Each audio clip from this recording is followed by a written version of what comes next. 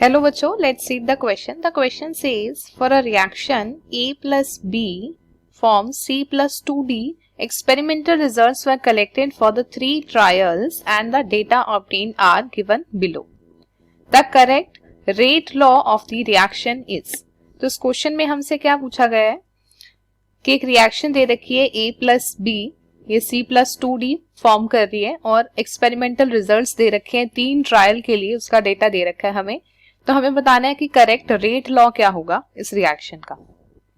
तो rate law क्या होता है? रेट लॉ होता है जब कोई भी ऐसी केमिकल रिएक्शन के लिए एक केमिकल एक्सप्रेशन होता है कि रेट ऑफ रिएक्शन जो है वो रिएक्टेंट्स की कंसंट्रेशन पे किस तरह डिपेंड कर रहा है, जिसको हम लिख सकते हैं कि कोई भी रिएक्शन का जो रेट है R इज इक्वल टू के, वो रेट कांस्टेंट पे और जो कंसंट्रेशन ऑफ रिएक्टेंट है उन पे डिपेंड करता है.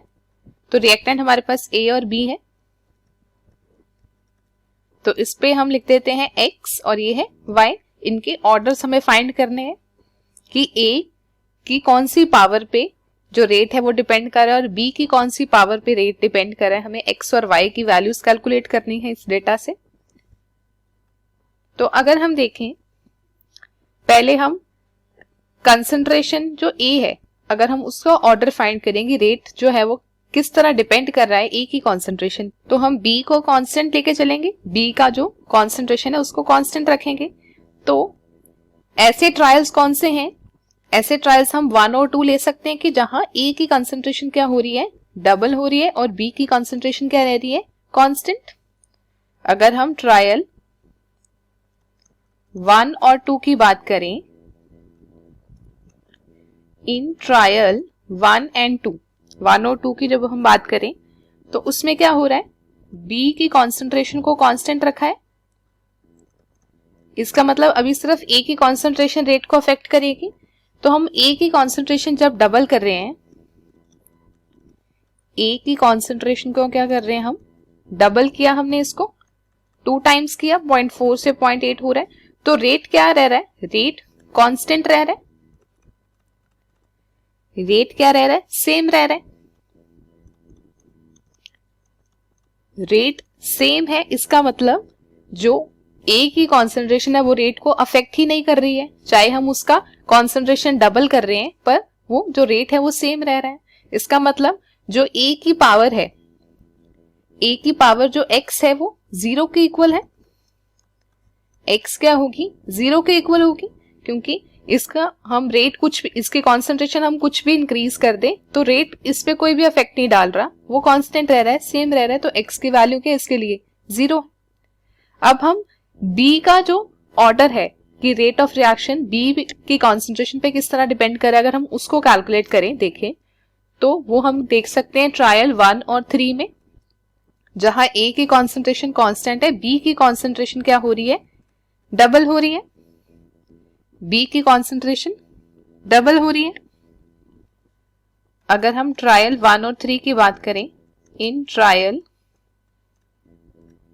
1 एंड 3, उसमें A की कॉन्सेंट्रेशन को कांस्टेंट मान के चल रहे हैं हम,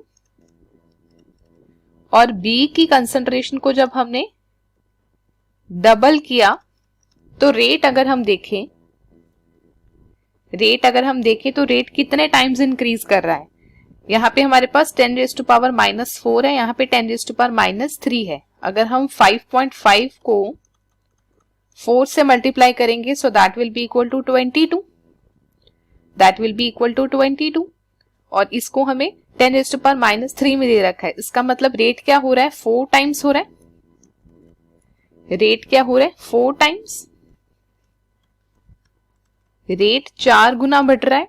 तो फिर जो Y होगा, अगर हम B की कंसंट्रेशन को डबल करें तो Y की वैल्यू क्या होगी कि रेट 4 टाइम्स हो जाए, तो ये इसका स्क्वायर होगा. ये क्या होगा, इसका स्क्वायर होगा. तो जो Y की वैल्यू है that will be equals to 2. अगर हम कंसंट्रेशन डबल कर रहे हैं तो रेट 4 टाइम्स तभी होगा जब वो उसकी स्क्वायर पे डिपेंड करेगा. तो फिर हमारे पास रेट लॉ क्या हो जाएगा इस रिएक्शन के लिए, rate is equal to k A to the power 0 and B to power 2. ये हमारे लिए रेट ऑफ रिएक्शन हो जाएगा. क्योंकि A की कॉन्सेंट्रेशन पे ये डिपेंड ही नहीं कर रहा है, B की कॉन्सेंट्रेशन के ये स्क्वायर पे डिपेंड कर रहा है. तो answer will be A option. So right answer to this question is A option. I hope you understood it well. Best of luck.